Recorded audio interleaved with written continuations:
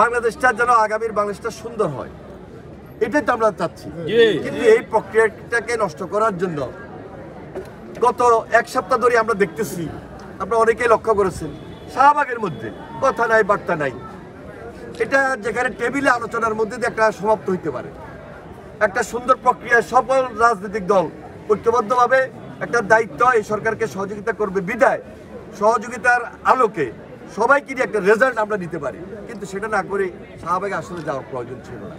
এরপরও গেছে, যমুনা গিয়েছে, এরপরও গেছে, কিন্তু যাওয়ার মধ্যে তো একটা শালীনতা থাকতে হবে, একটা রাজনৈতিক ভাষা থাকতে হবে, একটা আলাপ আলোচনার ভিত্তিতে একটা স্বাভাবিক পরিবেশ রাখতে হবে। সব কিছু মিলে আমরা সেই স্বাভাবিকতা দেখতে পারি না। যেহেতু সেই স্বাভাবিকতা ছিল না, খেয়াল করেন আমাদের এই বাংলাদেশে আমরা সবসময় লক্ষ্য করেছি, দেখেছি, ছোটবেলায় অ্যাসেম্বলিতে গেছি, একটা জাতীয় সঙ্গীত, এটা আমাদের অন্তরের হৃদয়ের স্থান।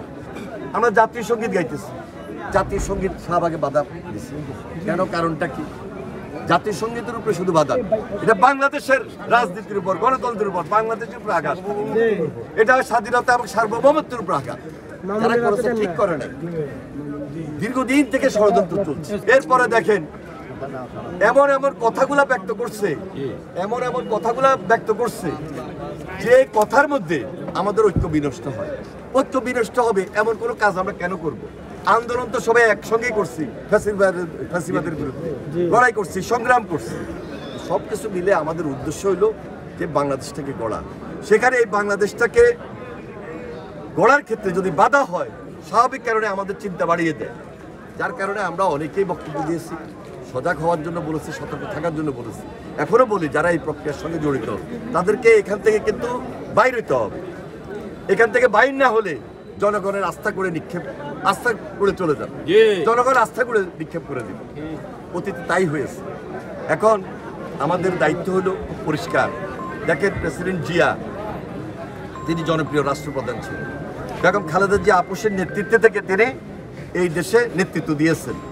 তাহলে একজন ছিলেন রাষ্ট্রপতি, আরেকজন ছিলেন প্রধানমন্ত্রী। আজকে যদি 2014-তে নির্বাচন হইতো, 2018-তে নির্বাচন হইতো, 2024-এ নির্বাচন হইতো, তাহলে বেগম খালেদা জিয়া 6 বারের প্রধানমন্ত্রী হইতো। বাংলাদেশের মানুষের কাছে এমন একটি সম্মানের জায়গা, এমন একটি অবস্থানে তিনি আছেন, তিনি কোনোদিন আপোষ করেন নাই, কোনোদিন বাঁচানো তো করেন নাই, দেশের জন্য করেছেন। আর এখন তাদের দুইজনের জ্যেষ্ঠ সন্তান জনাব তারেক রহমান দেশের বাইরে বসে আমাদেরকে একত্রিত করেছেন এবং তার প্রত্যেকটা বক্তব্যে, প্রত্যেকটা কথায়, প্রত্যেকটা বিবৃতিতে আপনারা লক্ষ্য করবেন আশা রাখা যায়, ভরসা করা যায়, বিশ্বাস রাখা যায়। সেই নেতা হলেন তারেক রহমান। তারেক রহমান আজকে যদি দেশে আসেন, আমরা আর কাছে পাবো, ইউনিয়নে আসবেন, ওয়ার্ডে আসবেন, গ্রামে যাবেন, থানায় যাবেন, উপজেলায় যাবেন, জেলায় যাবেন, যেটা আগেও করছেন। সামনে তাই করে এই দেশটাকে জিয়া রহমান যেভাবে উচ্চ শিখরে নিয়ে গেছে, যেভাবে বাংলাদেশটাকে স্বাবলম্বী করেছেন, স্বনির্ভর করেছিলেন, আমরা নিজের পায়ে নিজে দাঁড়িয়েছিলাম। মাঝখান দিয়ে অনেক বাধা বিপত্তির কারণে, অনেক ফাঁসিবাদী এই সমস্ত কর্মকাণ্ডের কারণে এই বাংলাদেশ পিছিয়ে গেছে।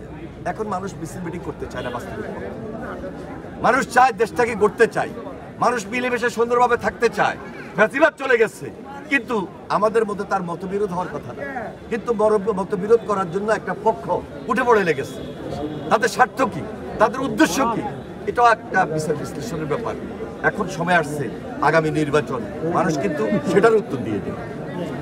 তাহলে এই নির্বাচনটা করাইতে হইলে একদিকে হাসিনা যে সমস্ত অপকর্মগুলো করে গেছে, গুম করছে, খুন করছে, গণহত্যা করছে, ম্যাস কিলিং করছে, সবকিছু মিলাই তার বিচারটা দ্রুত হওয়া দরকার। দৃশ্যমান দেখতে চায় মানুষ।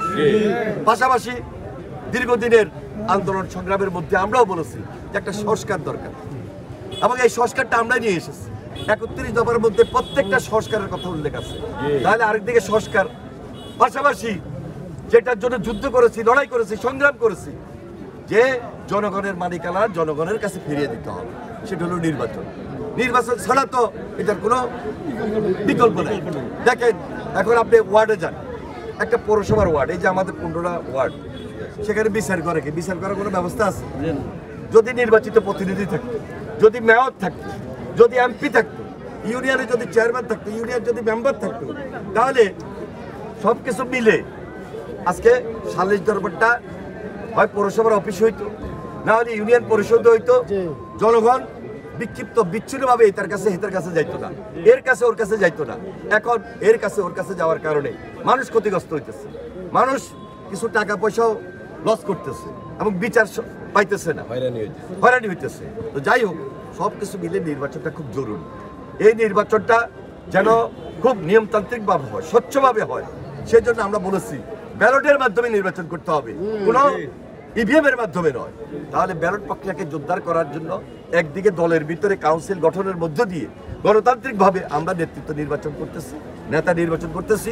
এখন দেশের যে সামনে যে ডিমান্ড, সেটা হলো দেশের নির্বাচন। সেই নির্বাচনটা যেন স্বচ্ছ হয় এবং এই প্রত্যাশার জায়গা থেকে সরকারের কাছে আমাদের দাবি যেন খুব দ্রুত সময়ের মধ্যে নির্বাচনটা দেওয়া হয়। এটাই তো আমাদের দাবি। জনগণের সরকার প্রতিষ্ঠিত করবে ইনশাল্লাহ। আমরা মনে করি একটা স্বাভাবিক পরিবেশ সৃষ্টি হবে, একটা স্বাভাবিক রাজনীতির পরিবেশ থাকবে, সবাই মিলেমিশে থাকবো, এই বাংলাদেশটাকে গড়বো, এটা আমাদের টার্গেট। ওয়ালটন আবারও মিলিনিয়ার অফারে ওয়ালটন ফ্রিজ কিনে আপনিও হয়ে যেতে পারেন মিলিয়নিয়ার। মিলিনিয়ার ছড়াছড়ি দেশ জুড়ে, এটা শুধু ওয়ালটেনই পারে।